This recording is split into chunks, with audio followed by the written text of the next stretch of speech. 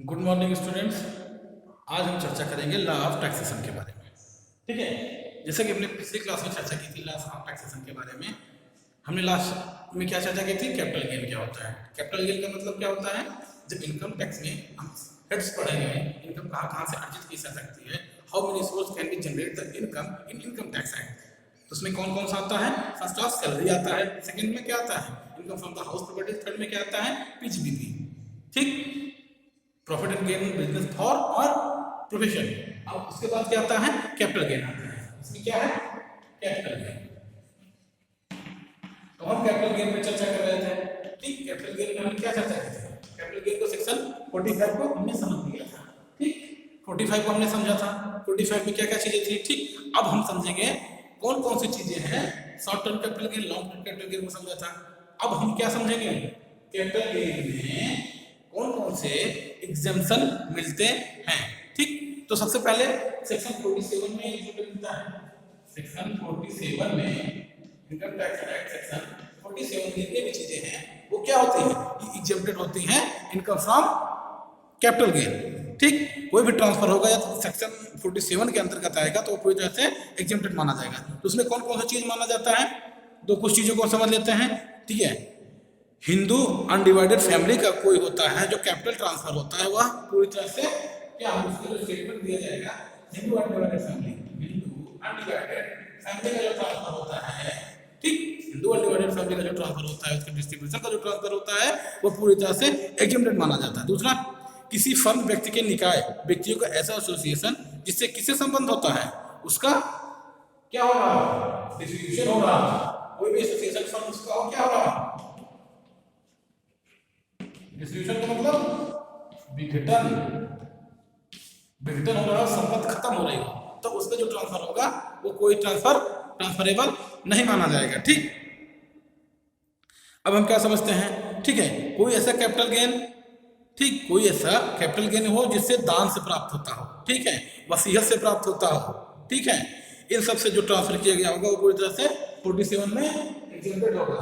ठीक, विल हो, कोई वसीयती हो, विल हो, वसीयत हो या गिफ्ट हो, इसका जो होगा इस प्रकार की चीजों को पूरी तरह से एग्जेम्प्टेड किया गया है सेक्शन 47 में। ठीक, इस प्रकार के ट्रांसफर को। और अगला क्या है? किसी होल्डिंग कंपनी द्वारा, ठीक है, किसी सहायक कंपनी को क्या किया गया है? कोई ट्रांसफर किया गया हो। सबसे पहली बात वो कंपनी इंडियन होनी चाहिए। ठीक है, होल्डिंग कंपनी जो होती है, होल्डिंग कंपनी द्वारा अपने सहायक कंपनी को किया गया पूंजी कैपिटल ट्रांसफर। ठीक है, जैसे मान लीजिए कोई होल्डिंग कंपनी है, मान लीजिए बहुत बड़ी कंपनी ये है, ठीक है, और ये कंपनी भी है। इसके पास ये दोनों एक ही ब्रांच है, अलग अलग ब्रांचें हैं, शाखा एक अलग अलग है, कंपनी एक है। जब ये शेयर इसको पूरा चले जाएंगे, खत्म होने इसमें चली जाएगी, इसके जो शेयर होंगे वो इधर से क्या होगा? ऐसे ट्रांसफर पे कैपिटल गेन जनरेट नहीं माना जाएगा। ठीक है, बात समझ में आई? अब हम समझते हैं कोई क्या होता है, कोई दो विदेशी कंपनियों के बीच जो अमलगमेशन होता है वो नहीं माना जाएगा। ठीक है, इस प्रकार की चीजें कहे जाएंगे। ठीक है, और किसी पार्टनरशिप कंपनी में कोई शेयर जिसका है वो 50% से कम हो, ठीक है, 5% तक रहे तो वो भी ट्रांसफर नहीं माना जाएगा। ठीक, अब हम आगे समझते हैं और क्या क्या चीजें नहीं मानी जाएगी। ये आ जाएगा 47। आगे हम क्या समझते हैं और चीजें कैपिटल ट्रांसफर नहीं मानी जाएगी। देख लेना, समझ लेना। ठीक है, जो हमने बताई ऐसे ही है। अब क्या है? सेक्शन 46। ठीक, 46 है कंपनी के समापन के समय, यदि कंपनी क्या हो रहा है? समाप्त हो रही है, उससे प्राप्त होने वाला लाभ। ठीक, सेक्शन 46 क्या है? Section 46, if any company has dissolved and generate some profit. This profit cannot be taxable in capital gain. ठीक, जब कोई कंपनी समाप्त हो रही हो या विघटन हो रहा हो उसमें होने वाला लाभ क्या होगा? उसमें होने वाला लाभ क्या माना जाएगा, पूरी तरह से एग्जेम्प्टेड का माना जाएगा। अब सेक्शन 54 BC में आता है, ठीक है। सेक्शन 54 क्या होता है, सेक्शन 54 समझते हैं, ठीक। सेक्शन 54 जैसे मान लीजिए मिस्टर ए है, ये इनके पास घर है 5 करोड़ का, ठीक, 5 करोड़ का घर है, इसमें ये रह रहे हैं और इसमें क्या कह रहे हैं, रह रहे हैं, living this house, living this house. अब ये घर को बेच रहे हैं, ठीक है, इससे जो जनरेट होगा प्रॉफिट, तो इसमें कोई कैपिटल गेन जनरेट होता, रहने के लिए मकान में कोई बेचता है रहने वाले मकान को, तो उसमें जो कैपिटल गेन जनरेट होगा वो क्या होगा, टैक्सेबल नहीं माना जाएगा, ठीक। अगला क्या है 54 सब क्लॉज 2 में कोई agriculture land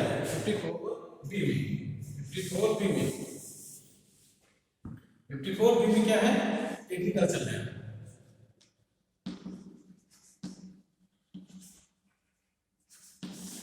Transfer of the agricultural land if generate the any gains, if generate the any revenue that cannot be taxable in a capital gain. Income from the capital gain can be this type income can be not taxable in capital gain, ठीक है। इस प्रकार की income यदि होती है तो इसमें ये पूरी तरह से क्या माना जाएगा, टैक्सेबल नहीं माना जाएगा, ठीक।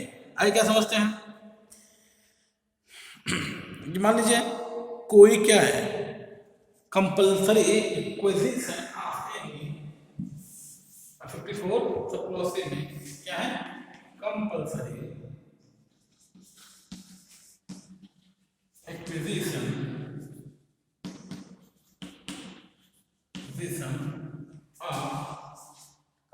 Acquisition any industrial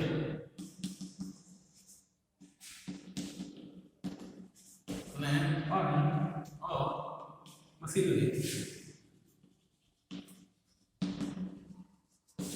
compulsory acquisition का मतलब जब कोई कंपनी, बिफोर से क्या है, जब कोई कंपनी या कोई कंपनी की मशीन सरकार द्वारा क्या किया जाएगा,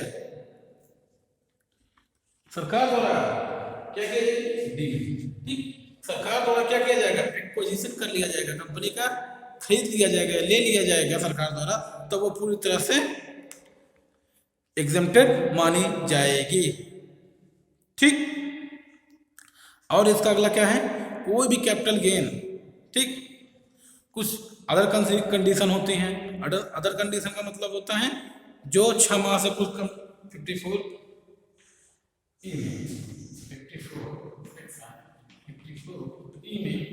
कुछ अदर कंडीशन में दी गई, अदर कंडीशन किस चीज की, अदर कंडीशन कैपिटल गेन इसमें नहीं माना जाएगा। जैसे कि कोई प्रॉपर्टी ली गई है, इन्वेस्टमेंट किया गया है, वो 6 महीने तक कम किया गया है, यानी कोई इन्वेस्टमेंट लिया गया है, वो क्या किया गया है, 6 महीने से अंदर लिया गया है, तो उस पर जो प्रॉफिट जनरेट होगा वो टैक्सेबल पूरी तरह से नहीं माना जाएगा, ठीक। अभी हमने क्या देखा, income from the house property. अब हम देखते हैं, ठीक, अब हम देखते हैं इनकम फ्रॉम, ये समझ लिया हमने, कैपिटल गेन खत्म। अब आप देखते हैं इनकम फ्रॉम अदर सोर्स।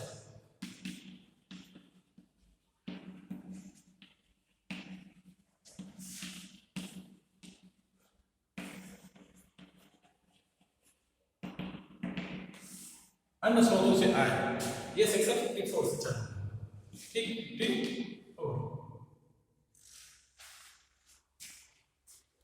ठीक। Income from the other sources, sorry 56 है। अब हम समझते हैं 56 में क्या क्या चीजें बताई गई, income from the other sources क्या होता है। अभी हमने इनकम टैक्स एक्ट में देखा कौन कौन सी चीजें टैक्सेबल होती हैं इसमें।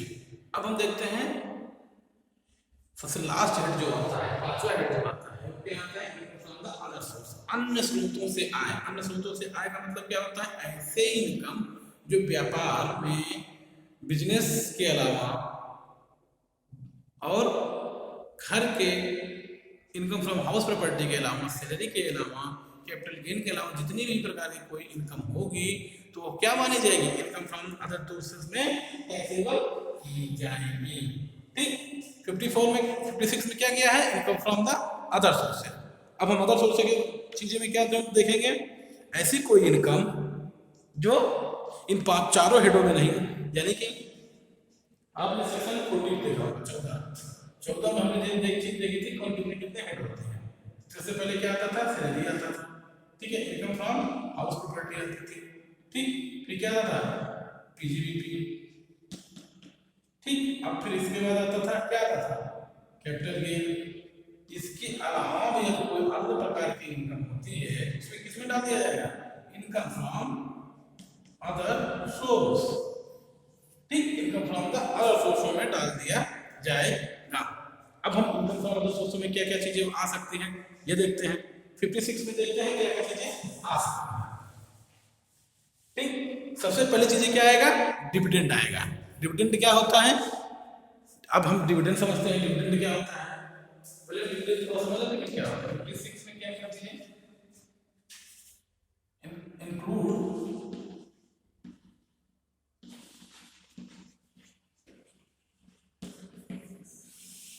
बेसिकली क्या क्या चीजें आएंगी, पहला डिविडेंड, ये क्या होता है, ठीक, आपने शेयर सुना होगा, शेयर पे जो प्रॉफिट होता है प्रॉफिट नहीं कहलाता है, क्या होता है, डिविडेंड कहलाता है। इक्विटी शेयर, प्रेफरेंस शेयर पे आपको जितने, मान लीजिए आपने 500 रुपए का शेयर खरीदा, कल वो कितने का, 1000 का होगा, तो 500 रुपए जो जनरेट कर रहे हैं उस पर तो क्या माना जाएगा, लाभांश माना जाएगा। कहाँ टैक्सेबल होगा, इनकम फ्रॉम अदर सोर्सेज में टैक्सेबल होगा।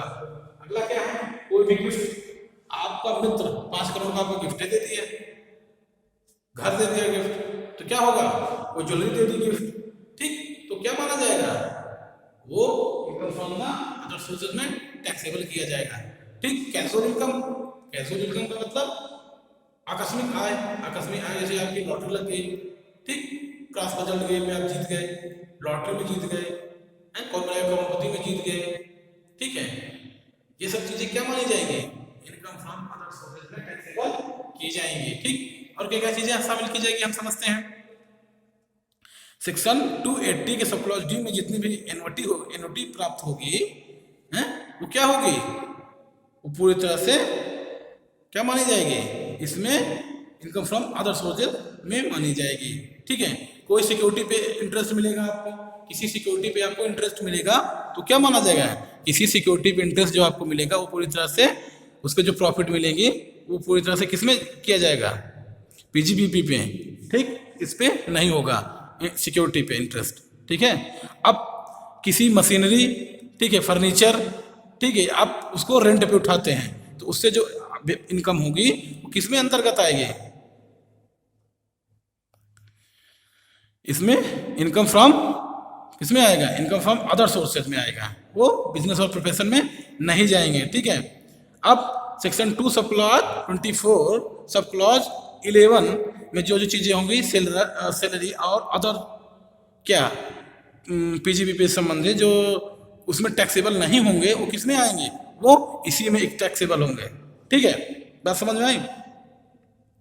अब आपने देखा, हमने देखा गिफ्ट में आती है, क्या चीजें गिफ्ट में शामिल होती हैं, ठीक। और हम समझते हैं और किसी प्रकार के अन्य स्रोतों में शामिल किया जाता है, कोई रॉयल्टी की इनकम होती है, ठीक है, आप रॉयल्टी देते हैं, ठीक है, और इन्विजिलेटर के रूप में काम करते हैं, ठीक, आप रॉयल्टी लेते हैं, ठीक है, आप इन्विजिलेटर के रूप में काम करते हैं और किसी किसी चीज में शामिल होगी, और आप किसी सिक्योरिटी पे इंटरेस्ट क्या करते हैं, कोई अन्य सिक्योरिटी इंटरेस्ट के अलावा कोई अन्य ब्याज आपको प्राप्त होता है वो इसी में टैक्सेबल होगा। कोई आप मार्केट में या कोई फिशिंग एरिया है उससे जो इनकम आप प्राप्त होगी वो इनकम फ्रॉम अदर सोर्सेज में होगी। कोई लीज से आपको कोई आप लीज पे देते हैं, पट्टे पे कोई चीज़ रखते हैं वो भी इसी में प्राप्त हो जाएगा। कोई माइन है, माइन में आपने उसको रेंट पे लिया है या लीज पे लिया है, वो भी इससे जो इनकम होगी वो इनकम फ्रॉम अदर सोर्सेज में आएगी, ठीक है। और क्या होगा, अनप्रोफेशनल बुक्स पे जो आपको इनकम होगी, जो उसका कंसिडरेशन मिलेगा वो क्या माना जाएगा, इसी में टैक्सेबल होगा, ठीक है। कोई एम्प्लॉयर है, कोई इन प्रकार के एम्प्लॉयर से कोई इनकम प्राप्त होती है वो क्या मानी जाएगी, वो इसी में इनकम फ्रॉम अदर सोर्सेज में क्या मानी जाएगी, टैक्सेशन के अंतर्गत ये क्या किया जाएगा, टैक्सेबल किया जाएगा। इसमें एक केस है CIT versus Ajmer industries private limited. ठीक, इसमें क्या हुआ था, जिसमें कुछ मशीन थी, ठीक है, जिससे वो व्यवसाय नहीं चलाता था, और क्या हुआ उसने, तो वह इसमें उससे जो इनकम होगी वो इसी में आएगी, ठीक है।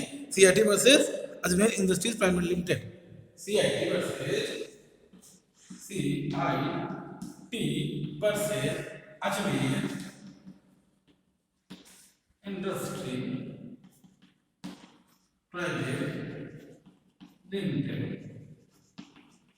ठीक। इसमें जो आपकी इनकम होगी क्या था, एक पर्सन था जो बिजनेस कर रहा था, बिजनेस किस चीज का कर रहा था, मशीनरी लगाया था, लेकिन मशीन चलाकर कोई इनकम नहीं जनरेट कर रहा था, तो उससे जो भी उसकी जगह से जो भी चीज उसने की, तो इनकम किसमें मानी जाएगी, इनकम फ्रॉम अदर सोर्सेज में टैक्सेबल की जाएगी, ठीक है। हमने समझा इनकम ऑफ अदर सोर्सेज में क्या क्या चीजें थी, आपको लाभांश मिलेगा, ठीक है, आपको सिक्योरिटी पे ब्याज नहीं, सिक्योरिटी ब्याज के अलावा कोई रॉयल्टी मिलेगी, कोई गिफ्ट मिल रहा है, ठीक है।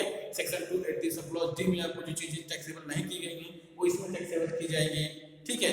Salary 224 sub clause 24 sub clause 11 के में जो चीजें दी गई हैं, यानी कि जो सैलरी और पीसीपीपी में नहीं है इसी में टैक्सेबल की जाएगी। कोई आपको रॉयल्टी मिल रही है, ठीक है, कोई आपको अदर प्रकार से सोर्स हो रही है, आपने लीज लिया है, आपने पट्टे लिए हैं, ठीक है, आपने क्या लिया है, आपने माइंड पे कोई राइट लिया है, ठीक, आप अनएथोराइज राइटर हैं जिससे आपको कोई इनकम जनरेट हो रही है, वो क्या इनकम फ्रॉम अदर सोर्सेज पे आएंगी। जैसे कि आप यूट्यूबर में देखे होंगे, यूट्यूब से जितनी भी इनकम आती है वो सब किसमें आएंगे, इसी में आएंगे। कोई आप क्लास पर जब आप कौन करोड़पति भी खेलते हैं उसमें जीत जाते हैं, इनकम फ्रॉम अदर सोर्सेज में आएगी, सब इसी के अंदर आके टैक्सेबल की जाएंगी, ठीक।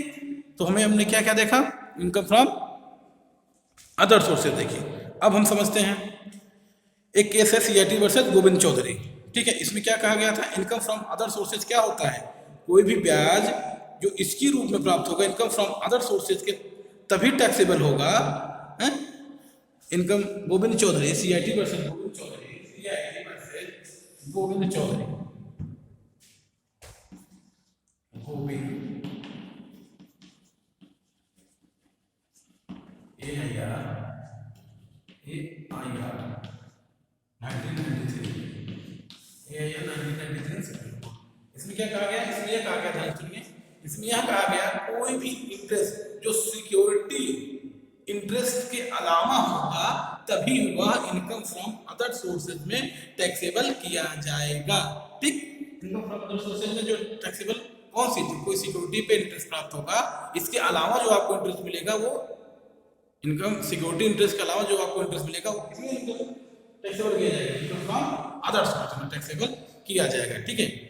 आज की क्लास में इतना हम समझते हैं। अगली वाली क्लास में क्या समझेंगे, exemption of the forward income from other sources. Income from other sources में कौन कौन सी ऐसी चीजें हैं जो एग्जेम्प्टेड की गई हैं, उस चीज को समझेंगे। फिर इसके बाद ये हेड समाप्त हो जाए, फिर आगे आगे चर्चा धीरे धीरे चलती रहेगी। Thank you.